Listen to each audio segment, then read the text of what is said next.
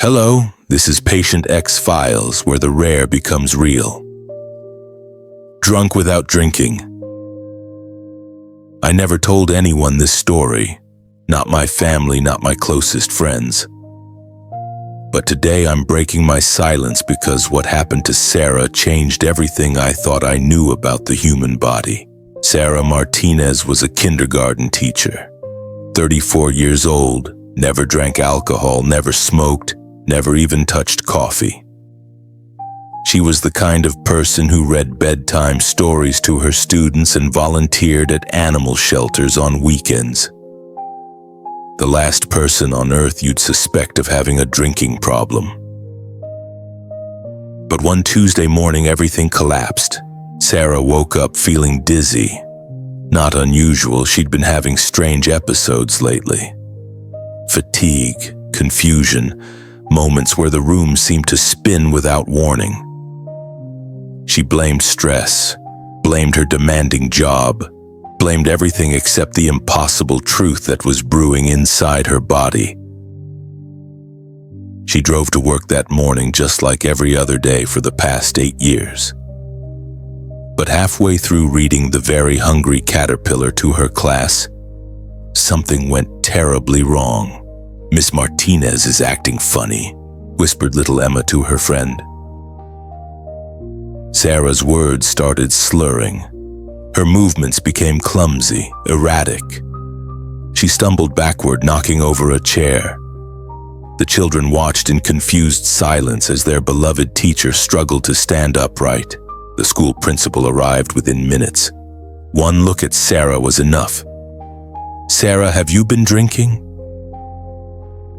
"Drinking? No, I don't understand what's happening to me." But her breath told a different story. The unmistakable smell of alcohol filled the small classroom. Sarah's blood alcohol level, when tested an hour later, was 0.12. Legally drunk, dangerously impaired. She lost her job that day, lost her reputation, lost the respect of parents who had trusted her with their children. The school board didn't want to hear explanations. They saw the test results. They smelled the alcohol. Case closed. But Sarah knew something was impossibly wrong. She hadn't touched a drop of alcohol. Not that morning, not the day before, not in years. How do you convince people of something that sounds medically impossible? Her family didn't believe her. Her friends avoided her calls. The teacher who once inspired children to love learning was now the disgraced alcoholic who endangered students. The shame ate at her like acid. For months, Sarah lived in isolation. She stopped leaving her apartment except for medical appointments. Doctor after doctor ran test after test, finding nothing unusual. Her liver function was normal. Her brain scans were clear. By every measure, Sarah Martinez was perfectly healthy. Except she kept getting drunk without drinking. The episodes became more frequent, more severe. Sarah would wake up feeling hungover after consuming nothing but water and crackers. She'd smell alcohol on her breath after eating a simple salad. She began to think she was losing her mind. One evening, after collapsing in her bathroom with a blood alcohol level that should have hospitalized her, Sarah made a desperate decision.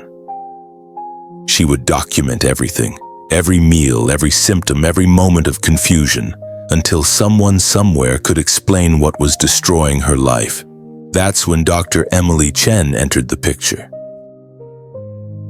Dr. Chen was a gastroenterologist who specialized in rare digestive disorders. She'd seen cases that defied medical textbooks, conditions so unusual that most doctors dismissed them as impossible. When Sarah's sister brought her Dr. Chen's business card, Sarah had already given up hope. "Tell me about your diet," Dr. Chen said during their first appointment. "My diet? What does food have to do with alcohol?" Dr. Chen smiled mysteriously. Sometimes, Sarah, the most impossible things have the simplest explanations. What Dr. Chen suspected challenged everything Sarah thought she knew about her own body. The human digestive system, Dr. Chen explained, is home to trillions of microorganisms, bacteria, yeasts, and fungi that help process food. In most people, these microbes work in perfect harmony, but sometimes that harmony breaks. Sarah, I believe you have Auto-Brewery Syndrome. Your intestines are literally brewing alcohol from the foods you eat. The words hit Sarah like a physical blow. That's actually possible. And more possible than you might think. Certain strains of yeast, particularly Saccharomyces cerevisiae and Candida species, can colonize your gut and ferment carbohydrates into ethanol. Every time you eat bread, pasta, fruit, or anything containing sugars or starches, these yeasts turn your digestive system into a miniature brewery. Sarah stared at Dr. Chen in disbelief. You're telling me my body has been making alcohol this entire time? Exactly. The episodes you've been experiencing, the dizziness, confusion, intoxication, they happen when yeast levels spike and produce significant amounts of alcohol. Your body absorbs this alcohol just as if you'd consumed it orally. For the first time in months, Sarah felt something other than despair.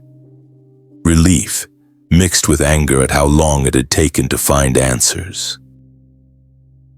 Auto-Brewery Syndrome, Dr. Chen explained, was first documented in Japan in the 1970s. Researchers studying patients who exhibited signs of alcohol intoxication without consuming alcohol discovered active fermentation occurring in their digestive systems. These patients would blow positive on breathalyzer tests, show elevated blood alcohol levels, and experience all the symptoms of drunkenness after eating ordinary meals. The condition typically develops after prolonged antibiotic use, which disrupts the normal balance of gut bacteria and allows alcohol-producing yeasts to flourish. Sarah remembered her bout with pneumonia 6 months earlier. The strong antibiotics that had saved her lungs but apparently colonized her intestines with unwelcome residents. Most doctors have never heard of this condition, Dr. Chen continued. That's why you've spent months being told your test results were impossible. But impossible and rare are very different things. The diagnosis brought answers, but it also brought new challenges. Treating Auto-Brewery Syndrome requires strict dietary changes, antifungal medications, and probiotic therapy to rebalance gut bacteria. Sarah would need to eliminate most carbohydrates from her diet. No bread, pasta, fruit, or sugary foods that could feed the problematic yeasts. It's going to be difficult, Dr. Chen warned. These dietary restrictions are severe and treatment can take months or even years. But for Sarah, difficult felt like freedom compared to the nightmare she'd been living. The treatment process was grueling. Sarah survived on a diet of vegetables, lean proteins, and specific probiotics designed to crowd out alcohol-producing organisms. She experienced withdrawal-like symptoms as her gut chemistry slowly rebalanced. Some days she felt worse than ever, but gradually the episode stopped. 3 months into treatment, Sarah woke up without a hangover for the first time in over a year. 6 months later, she could eat a small apple without feeling intoxicated. After 9 months, her blood alcohol levels remained at 0 even after consuming moderate amounts of carbohydrates. The legal battle to clear her name and regain her teaching certification took almost 2 years. Medical documentation of Auto-Brewery Syndrome was crucial evidence, but skepticism ran deep. School administrators struggled to accept that someone could be legally intoxicated without consuming alcohol. Sarah eventually won her case, but the victory felt bittersweet. The teaching position she'd loved was filled by someone else. Parents who once trusted her now viewed her with suspicion. Even with medical proof, some people couldn't accept that her condition was real. But Sarah found a new purpose in her struggle. She began speaking at medical conferences, educating healthcare providers about Auto-Brewery Syndrome. Her story helped other patients receive faster diagnoses and appropriate treatment. She connected with support groups for people living with rare digestive disorders, building communities around shared experiences that mainstream medicine often overlooked. The hardest part, Sarah reflects now, wasn't the physical symptoms. It was the isolation, the disbelief, the feeling that no one understood what was happening to me. When doctors tell you something is impossible, when friends stop believing you, when you start questioning your own sanity, that's when rare diseases become truly dangerous. Auto-Brewery Syndrome affects an estimated 1 in every million people, though experts suspect many cases go undiagnosed. Patients often struggle for years before finding doctors familiar with the condition. Some are misdiagnosed as alcoholics, drug addicts, or psychiatric patients. Others are told their symptoms are psychosomatic or attention-seeking behavior. The syndrome can affect anyone, regardless of age, gender, or lifestyle. Children have been diagnosed with Auto-Brewery Syndrome after routine antibiotic treatments. Elderly patients have developed the condition following surgery or illness.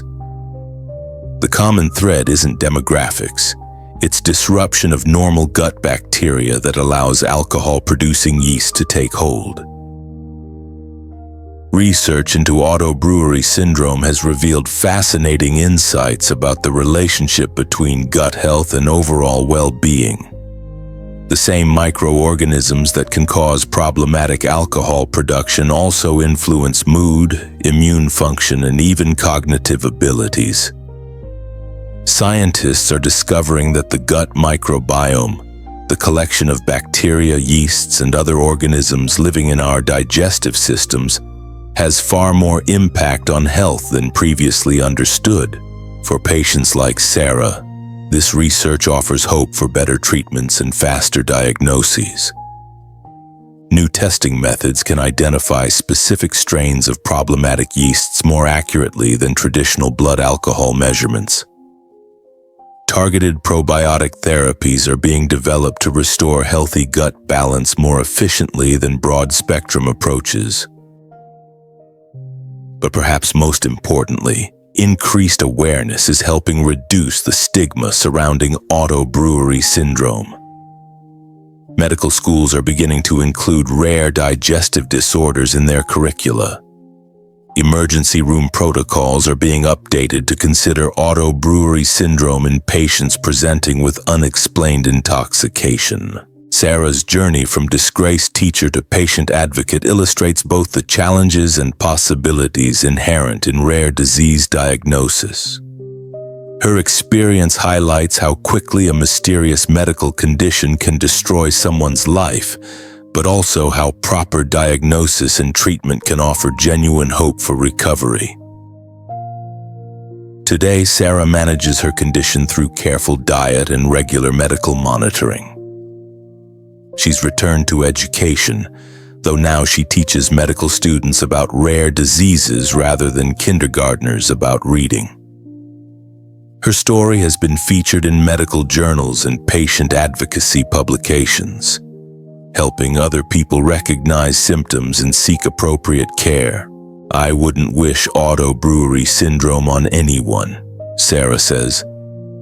But I've learned that sometimes the most devastating experiences can become powerful tools for helping others. Every person who receives a faster diagnosis, every doctor who recognizes the symptoms, every family that doesn't have to endure months of uncertainty, they make everything I went through worthwhile. The human body remains full of surprises, capable of conditions that challenge our understanding of biology and medicine. Auto-Brewery Syndrome reminds us that rare doesn't mean impossible, that symptoms dismissed as unlikely might actually be undiscovered, and that listening to patients, really listening, sometimes reveals truths that medical textbooks haven't yet documented. For Sarah Martinez, the teacher who lost everything because her body began brewing alcohol, the journey from diagnosis to recovery offered something unexpected. A new way to educate, inspire, and heal. Not through children's books and classroom lessons, but through the powerful medicine of shared human experience and hope. If you enjoyed this video, please support the channel. Like, share, and subscribe. Please write a comment what you think about this video.